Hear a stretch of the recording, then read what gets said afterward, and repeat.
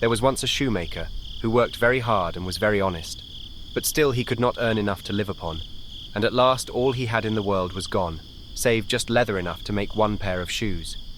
Then he cut his leather out, all ready to make up the next day, meaning to rise early in the morning to his work. His conscience was clear and his heart light amidst all his troubles. So he went peaceably to bed, left all his cares to heaven, and soon fell asleep.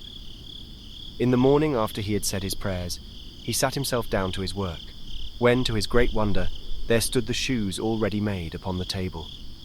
The good man knew not what to say or think at such an odd thing happening.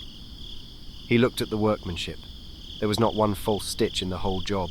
All was so neat and true that it was quite a masterpiece. The same day a customer came in, and the shoes suited him so well that he willingly paid a price higher than usual for them, and the poor shoemaker with the money bought leather enough to make 2 pairs more. In the evening he cut out the work and went to bed early, that he might get up and begin betimes next day. But he was saved all the trouble, for when he got up in the morning the work was done ready to his hand.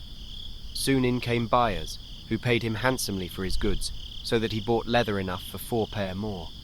He cut out the work again overnight and found it done in the morning as before, and so it went on for some time. What was got ready in the evening was always done by daybreak, and the good man soon became thriving and well off again. One evening, about Christmas time, as he and his wife were sitting over the fire chatting together, he said to her, "I should like to sit up and watch tonight, that we may see who it is that comes and does my work for me." The wife liked the thought, so they left a light burning, and hid themselves in a corner of the room, behind a curtain that was hung up there, and watched what would happen.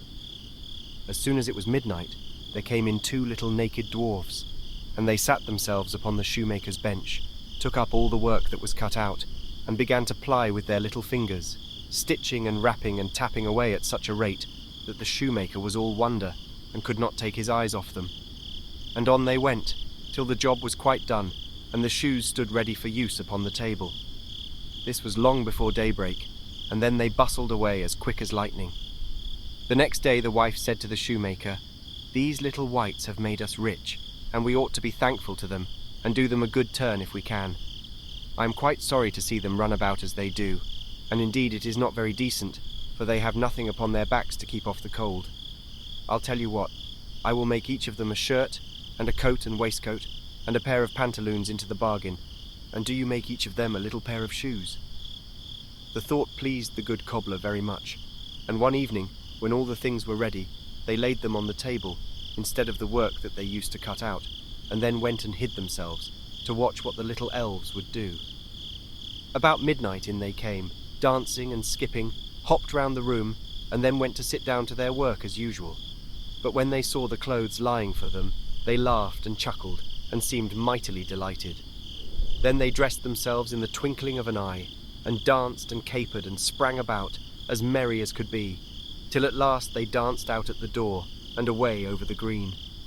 The good couple saw them no more, but everything went well with them from that time forward, as long as they lived.